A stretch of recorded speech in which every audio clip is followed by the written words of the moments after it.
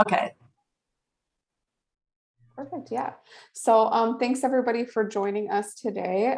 We do have a guest with us. So please welcome Jan Dougherty from APSI. She's going to be telling us a little bit more about the work that the Association of People Supporting Employment First is doing to help try to drive legislation in Ohio to end the practice of paying some minimum wages to individuals with disabilities. So I'm going to hand it over to you, Jan. Thank you so much for being with us, and look forward to hearing more about what the great work you guys are doing. Thank you, and thank you for having us. So I'll just jump in and get started on this. As Samantha shared, I'm with Ohio APSE. I am a co-president for Ohio APSE, and but today's presentation, I'm presenting on the work of the Ohio 14c Taskforce that we were able to pull together around this particular issue in Ohio. Just to give you a little bit of context, we had met with People First about a year and a half ago, and just started talking about the similarities of our two organizations around our mission and vision and what we believe around 14C. And both of our organizations over the past 3 or 4 years have engaged in conversations with state reps around the issue of 14C and the elimination of that. So we paired well together.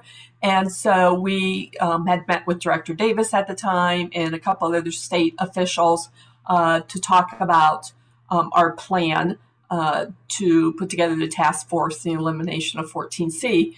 And, he was supportive of the work that we were going to engage in and that. So we basically got together and just started targeting people in our network and other organizations that we felt that we could get on board and invite to the first meeting of the task force.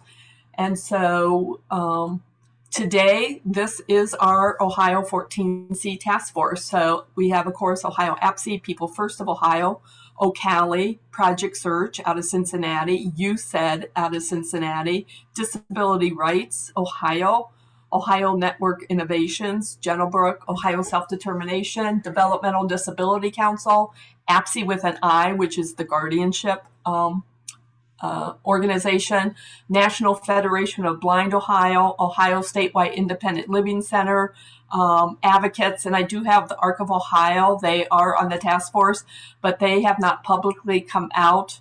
In support, they have not taken a vote yet from their board supporting this initiative that we are engaged in. So I just wanted to make that disclaimer there. So just to give you a little bit of history, I'm sure many of you are familiar with the history of disability employment and how it came about. So early in the U.S., the economy, it was basically farm-based, and people generally worked on their family farms. And earned an income that way. The families didn't view them as a burden, and they kept them home, raised them, and they just worked on their farms as a way to make money and support the family. And then along came the Industrial Revolution, which shifted to cities and that then was manufacturing, and which required more intelligence and strength. And that brought about the able versus the unable that dictated the worth and survival of people's employment and that. And then after that was the rise of institutions. So families then moved from wanting to get their loved ones, moving from their homes and that. And so they were still housed away, but in their houses, but also then through institutions and that. So they were viewed as a deficit. So many people, as you know, after the birth, particularly people with Down syndrome, they were recommended for their family to put their loved one in institutions and that, so they wouldn't be a burden on their family.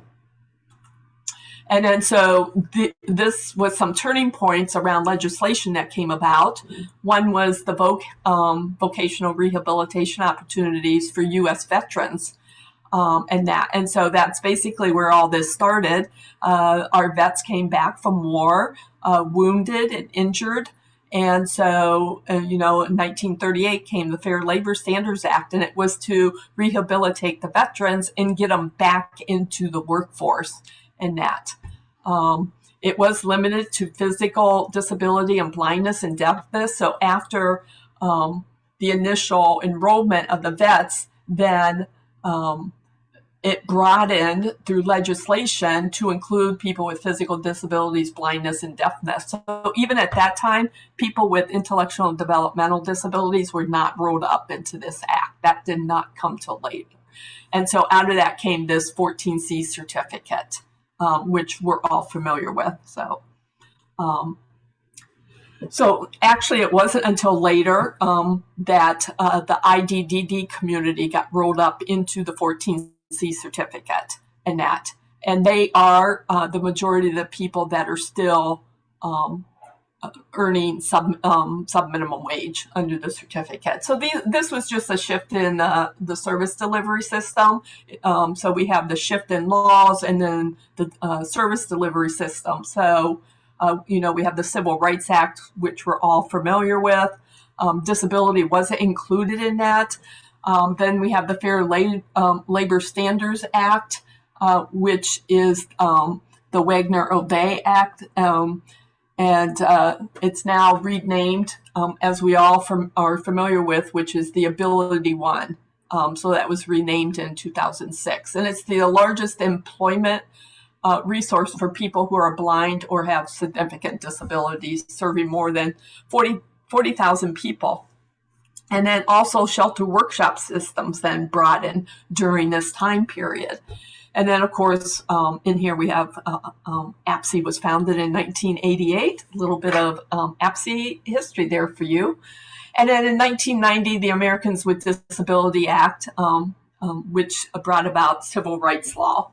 And then, of course, we're all familiar with the Olmstead versus LC Supreme Court decision around institutions and being out in the community, living in the community, and working in the community. So that was a big change in law that brought about very positive changes.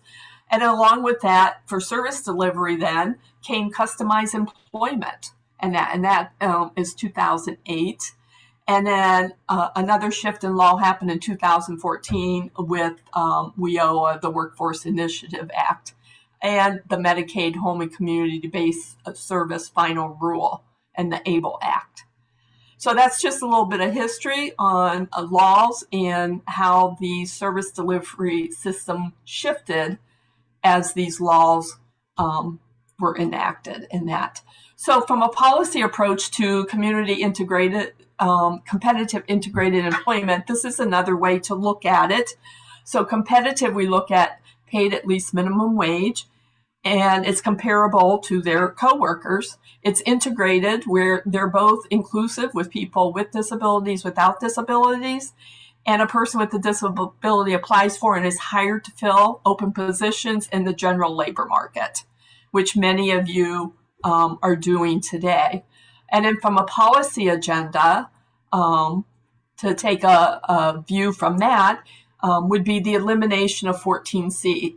And then under integrated, the policy agenda would be the implementation of WIOA and be compliance with home community-based service final ruling, which we all know is still looming out there around segregation and people being in the community. I think they have a couple more years to come into compliance with that.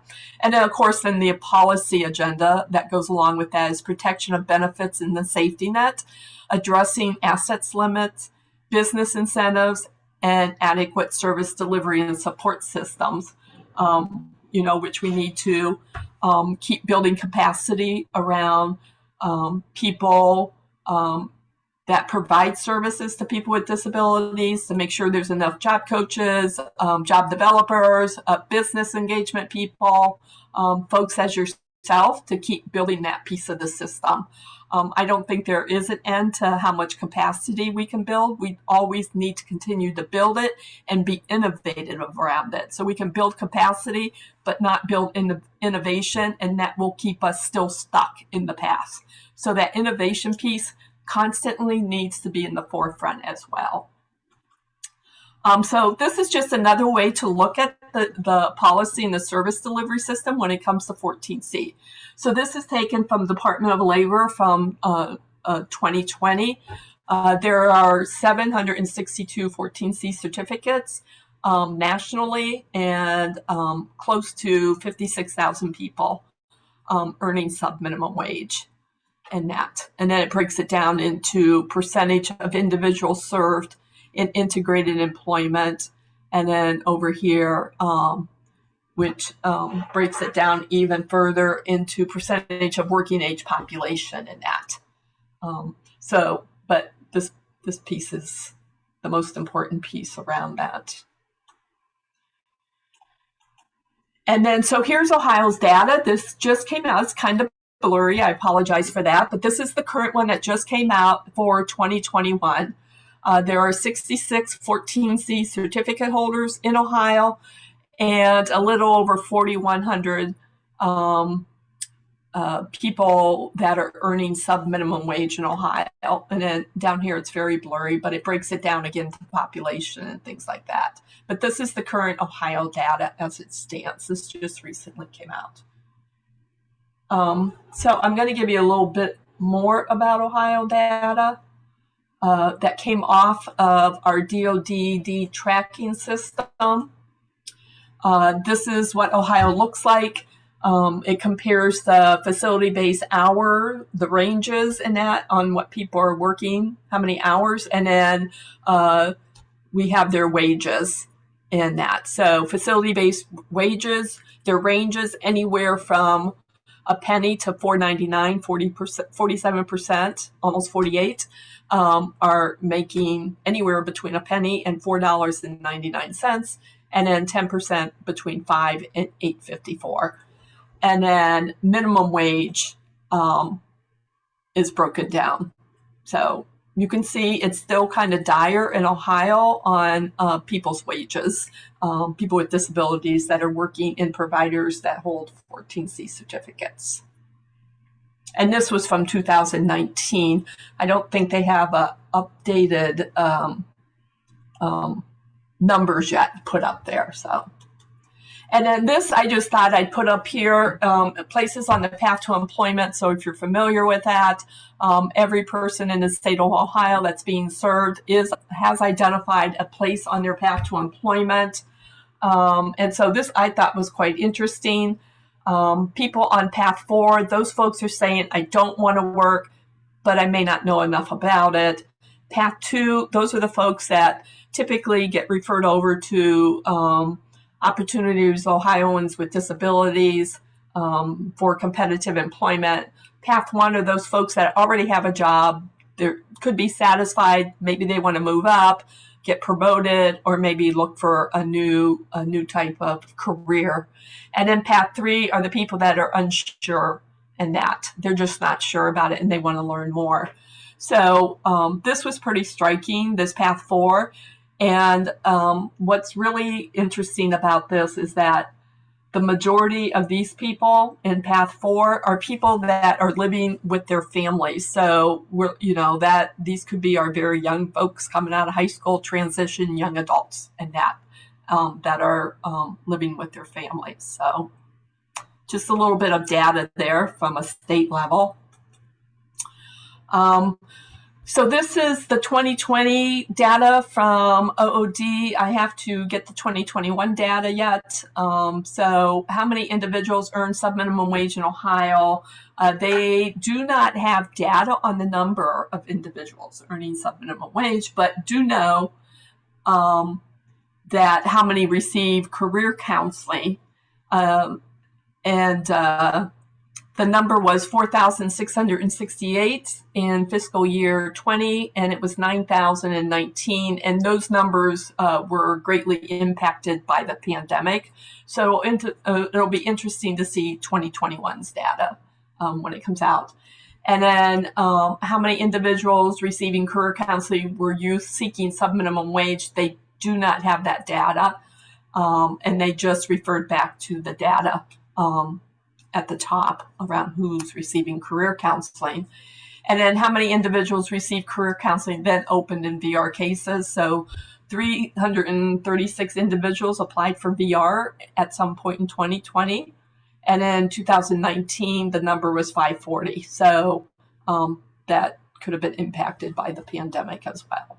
So that's a little bit of OOD data. So it's really hard to get a gauge on the 14Cs and who the people are in Ohio. So this, as far as different states and states that have eliminated subminimum wage and those that are in some form or fashion. So on my right-hand side, where it starts with Alaska, these are the ones who have eliminated subminimum wage. And then over here are the ones that have some in some form or fashion. And then these were the most recent ones. It's not all cumbersome, but these, I believe, were the ones from last year. So, and these are the ones where they have a bill in, and hopefully they'll work through this year, and we'll get some more in the other column. So states are falling one by one. You know, it's estimated that as more states fall, more states will fall, other states will fall in line as well. So, and they are still working on it on a national level for the Transformation Act and that, but there hasn't been too much movement from the Biden administration. But there are many advocacy organizations such as APSI, the National Federation of the Blind, that are actively advocating on a national level for that. So what is Ohio about? So this is only about a single focus. It's to amend the Ohio Revised Code so people with disabilities be paid at least minimum wage. So there is a clause in the Ohio Revised Code that allows for the 14C, and our ask was to have it amended so it includes people with disabilities, that they be paid at least minimum wage, like all of us. That's our bottom floor that we all start out with. So, so as far as the 14C task force, we've been meeting now for probably 8 months. And we were able to supply to the two representatives that are sponsoring the bill, which is Rep. Kelly and Rep. Lips, with the language that we would like to see in the bill and that. And so we submitted that, the rationale for it, and it went to the Legislative Service Commissions probably about 3 weeks ago. It's supposed to be coming back any time now. When it comes back, we'll see what the language looks like, and then be able to provide additional input. And then from there, it will start moving through the process, and that the General Assembly being assigned a committee, being assigned a number, and all that. One of the things that we're hoping for is that it makes it through the General Assembly and into this year. But as our two sponsors shared with us, it's an election year. A lot of the reps and that go back to their districts to campaign and things like that. And then, you know, we have the elections in the fall. So it could push it back into 2023. But a lot's going to depend upon how much momentum we have with contacting the reps around the state to encourage them to move the bill forward sooner than later. So we met with Rep. Lips and Rep. Kelly's office last week. They both gave us a list of representatives. We have a list of 50 that they would like us to contact to make them aware of the bill, so that when it comes out, they are mentally prepared and aware of it. So it will help move it through the process. So that's what we are now in the process of doing. to get those reps on board and aware of what's going on and that. So we are working in great partnership with the 2 reps and that. So I think that's important when you take on a challenge like this, to show that, we're invested in this and we're going to work side by side with you just as hard. So I think that's been helpful throughout the process. And the task force has been great. Everyone picks up a piece or part of what they can do and that. So these are some of our priorities that we worked on and continue to work on. We definitely need to get communication media releases out there now. So once this bill comes out, we'll be able to chat that up more, because we'll have an actual number that we can point people to and that. But we are talking about it, getting information out about it and that. We've developed a consistent message of what this is about and what this is not about. So we have a document on that, so we all stay on point, because it's easy to get pulled down into rabbit holes around, this, it could go into just raising minimum wage, and that's not what this is about. This is not about the DSP crisis workforce. This is not about the settings rule. This is not about people losing their day programs and their facilities closing down. This is about people, workers with disability, making at least minimum wage. And as the 2 sponsors shared with us, no one's going to come out publicly and say that they do not believe people with disabilities should make at least minimum wage. But they do feel there'll be people behind the scenes working against it. So there's going to be an undercurrent going on behind the scenes, but no one will publicly come out and say that. So we are working on content for our stories and our videos. So we want to have videos of people who are in sub-minimum wage, people that moved out of sub-minimum wage, those that want out, and those already in competitive integrated employment. We also want videos from employers who hire people with disabilities. So I was able to get some employers already to share stories about hiring people with disabilities, because we're hearing some chatter out there that employers do not hire people with disabilities. And we all know, you as employers know that. We who work in the field know that that's not factual. And more now than ever, companies are hiring people with disabilities, are successful at it, realize they are a really phenomenal workforce for their companies and that. We also want to get videos of providers who transitioned out of some minimum wage. So there's providers out there like Easter Seals of Cincinnati is a huge example. They are a huge provider, and they transitioned out of minimum wage. They did not close their doors. Gentlebrook transitioned out of sub-minimum wage just over the pandemic. So there are great examples out there. So when we hear people do some fear mongering around, if they transition out, their business model is going to collapse, they're going to close their doors. We all know that that's not true. I'm sure it has occurred, but that has been a decision that provider made to close their doors and refuse to change their business model. And so we want to get those positive examples out there. And we also know even around sub-minimum wage, providers continue, and they will continue to be able to bill the Medicaid dollars. So it's not like they're losing a huge amount of revenue in that. The other thing is education. So we have a lot of data out there around, as I shared some of it with you, data and facts around 14C. We have numbers of how long people are in supportive employment phases.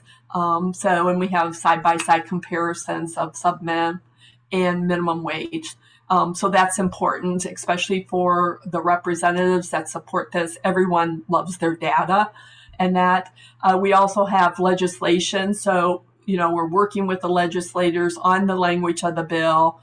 We've looked at other states, which I shared with you. If you want to dig down deep into that, the House bills are right there. And we have contact with Ohio representatives to support the bill. And we'll be working on people to provide testimony, whether it's in person or in writing, So that's important. But I do want to point you to three reports that are out there: the Government Accountability Office, the U.S. Commission of Civil Rights, and the National Association of Councils on Developmental Disabilities. They've called out for the elimination and repeal of sub-minimum wage. So those are three recent reports that are out there. There is a report that came out recently, I believe last week. It's the NEON report, and it was on competitive integrated employment, and they did not mention in there about sub-minimum wage being a piece for competitive integrated employment. And so there are some people who are not supporting, and I should say associations who are not supporting the phase out of sub-minimum wage, and they're citing that one particular report that's like almost living proof why we shouldn't be phasing out sub-minimum wage. But I point people to these three other documents that do call it out. And just because it wasn't called out in that report doesn't mean that, sub-minimum wage should not be phased out, because we all know it's a civil rights issue and that. So this is our ask. So I'm at the end here, and this is our ask from you as business owners, working with companies, working with organizations nationally and that, to support the bill when it comes out, to publicly support the bill.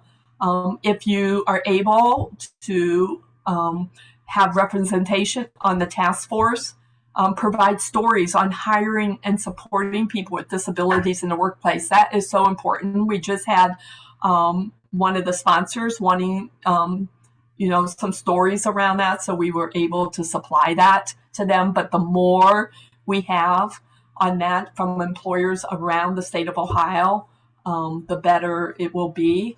And then we also, if you're able to, provide testimony when needed as necessary as we get closer to that. So that is my presentation. I don't know if anybody has any questions or comments or just want to have a discussion.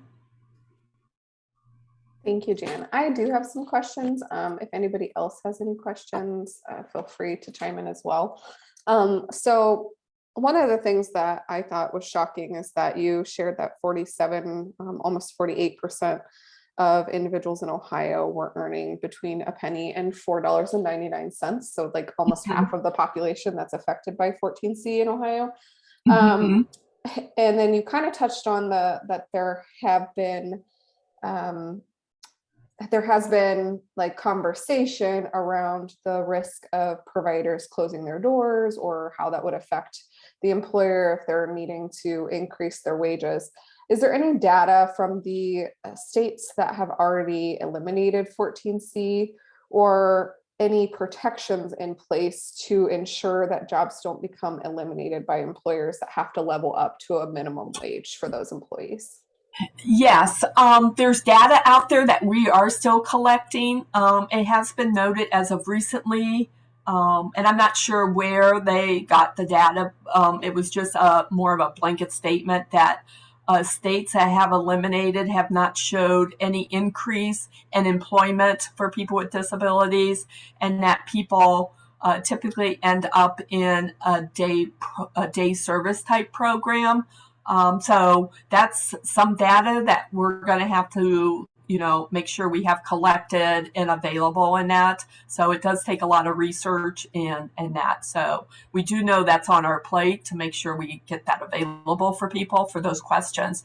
But what we like to point people back to is that this is about, it's a civil rights issue. It's about people who work, people with disabilities, be paid at least minimum wage, and that at least minimum wage. And for people that say, well, people will end up back, spend their day in a day program, and that, we're pointing to that is a decision from the provider to make that business model available for those folks. They need to look at their business model and change it, and that. But it is a civil rights issue. It's just about paying people at least minimum wage. Thanks, Jan. Has there been any discussion from the disability community and individuals working on certificates, that are under 14C, in any fear of them earning too much and not being eligible to receive their disability benefits or SSI? Yes, that is always a fear that we hear a lot from people, not just in 14C.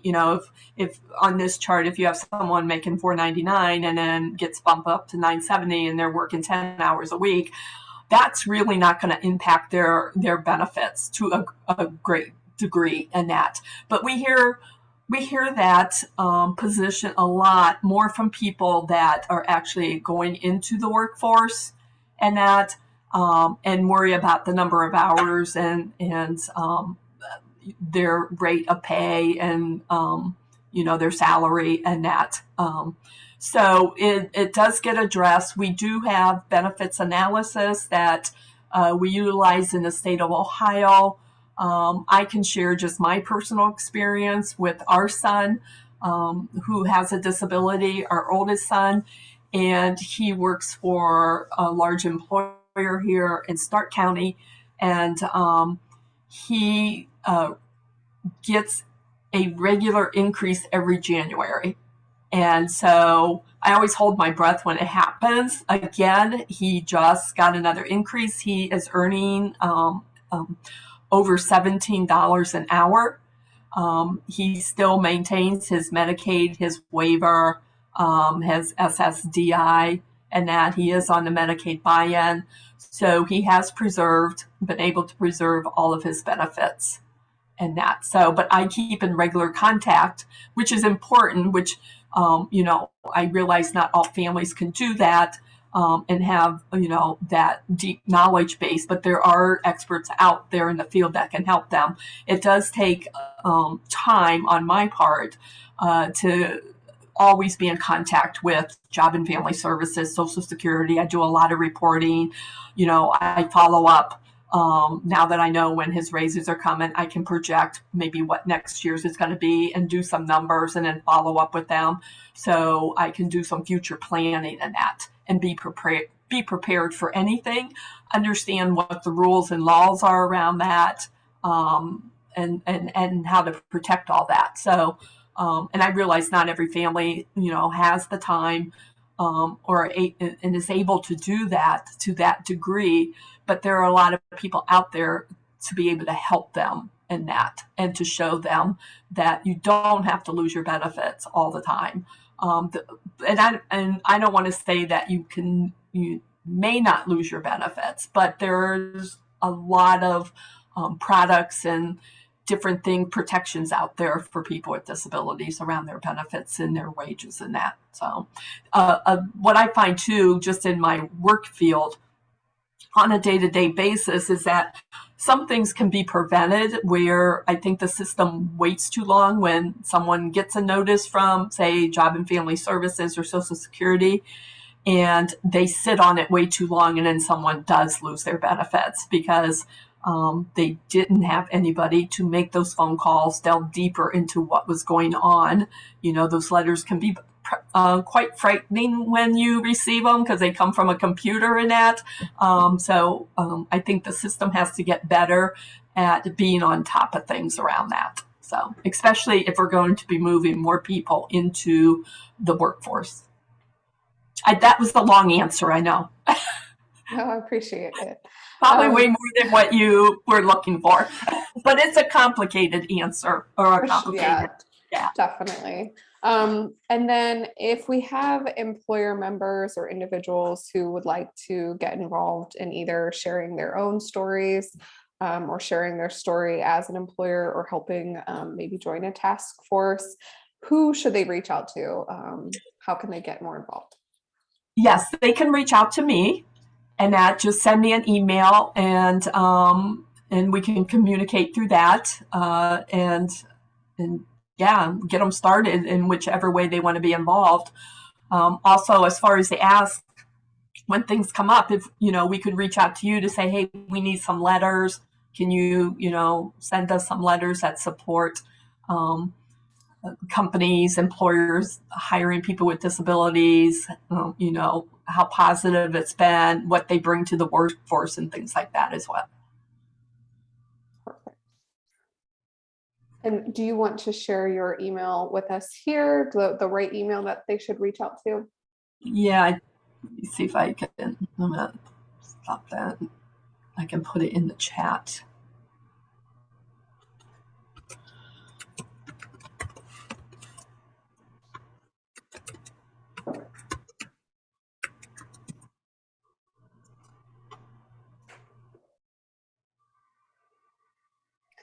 If anybody else has any questions for Jan, please feel free to chime in now. It looks like Jan shared her email address. If you are interested in more information, you can email and reach her at ohapse, so APSE at apse.org. So it's Ohio APSE at apse.org.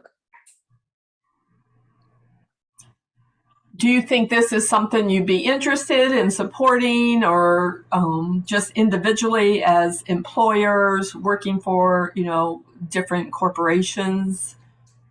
I definitely will share. I received the request for stories. So that's definitely something that I can see some of our members feeling passionate about sharing their own employer story on how hiring individuals with disabilities has impacted their organization for the better. So I will distribute the questionnaire. Like, it was only a couple questions. So if people are interested, they can fill that out and just send that back to that email. Yes. Perfect. All right. Does anybody else have any questions just before I end the recording, and then we can talk offline? Okay.